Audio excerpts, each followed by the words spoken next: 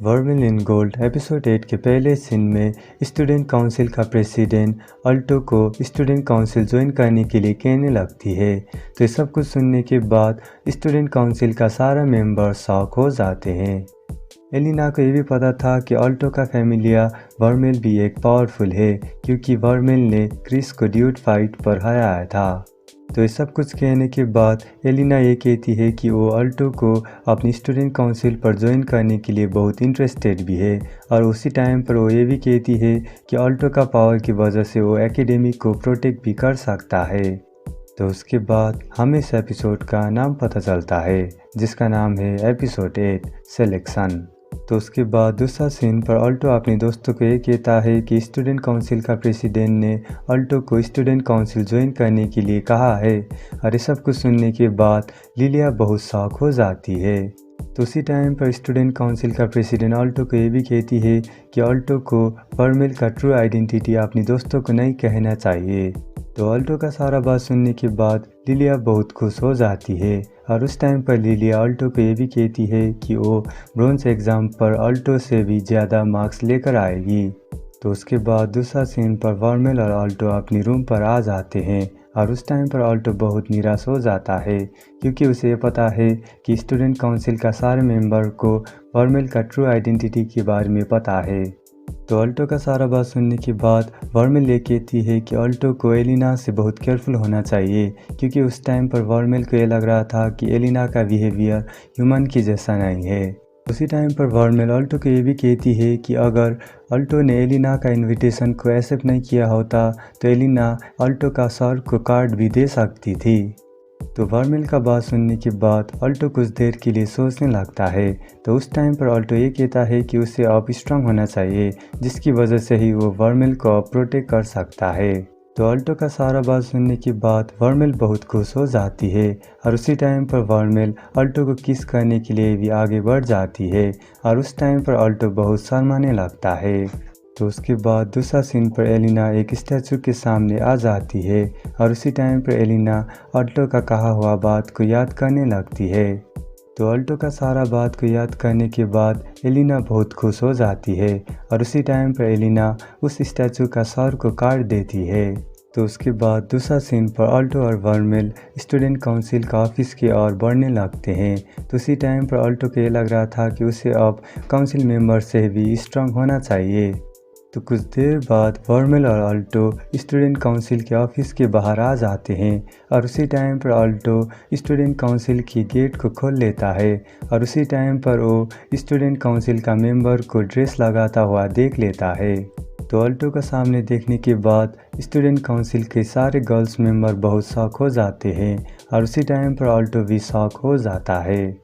तो उसके बाद दूसरा सीन पर स्टूडेंट काउंसिल का सारे मेंबर स्टूडेंट काउंसिल के ऑफिस पर आ जाते हैं, और उसी टाइम पर स्टूडेंट काउंसिल का फीमेल मेंबर अल्टो को भी डांटने लगते हैं। तो कुछ देर बाद एलिना एक मेज का बनाया हुआ मैजिकल एलिमेंट को सभी लोग को दिखाने लगती है।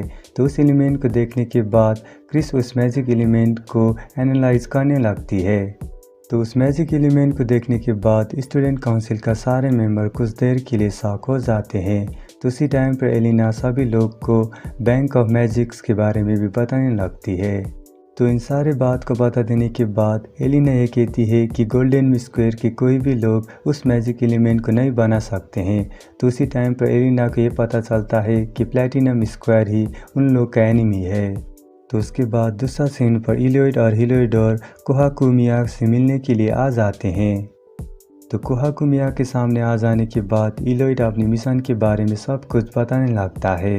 तो उसी टाइम पर इलोइड ये कहता है कि उसने हैस्विडेल ऑफ द ग्लाइडेड टावर के साथ फाइट किया था। तो ये सब कुछ सुनने के बाद कोहाकुमिया कुछ देर के लिए शॉक हो जाता है, और उस टाइम पर इलोइड ये कहता है कि उसने उन सारे मेंबर को भी मार दिया था।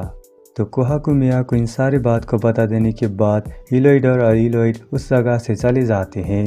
तो उसी टाइम पर इलोइड अपने पास अल्टो और वर्मिल का फ़ोटो को भी लेकर जाता है। तो उसके बाद दूसरा सीन पर अल्टो एक छोटी सी लड़की को रोती हुई देख लेता है। तो उसी टाइम पर एक लड़की आकर अल्टो को उस लड़की के फीलिंग के बारे में पूछने लगता है। तो उसी टाइम पर वो लड़की ऑल्टो को पाथ ऑफ जस्टिस और पाथ ऑफ डिस्ट्रक्शन के बीच पर एक पाथ को चुनने के लिए भी कहने लगती है। तो ये सब कुछ सुनने के बाद ऑल्टो अपने सपने से उठ जाता है और उसी टाइम पर उसको ये पता चलता है कि उसने सब कुछ सपने पर देखा हुआ था। तो अपने सपने से उठने के बाद ऑल्टो अपनी ब्रोंज एग्ज़ाम के लिए प्रिपेयर करने लगता है।